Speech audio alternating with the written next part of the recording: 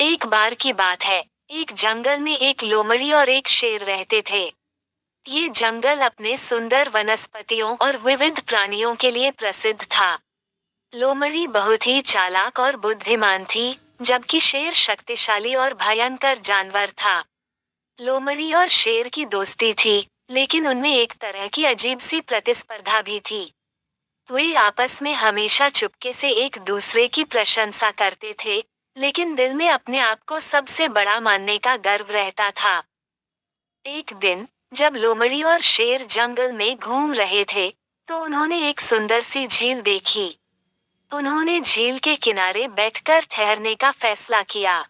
लोमड़ी बोली, शेर, आप मुझसे झील के पार पहुंचने की कठिनाइयों के बारे में सोचते हैं क्या?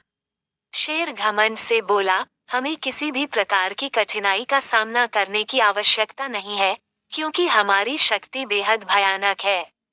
लोमड़ी ने मुस्कुराते हुए कहा, ठीक है, शेर, आप स्वयं को जितना बड़ा मानते हैं, मैं वैसा ही करूंगी। शेर और लोमड़ी झील की ओर बढ़ने लगे।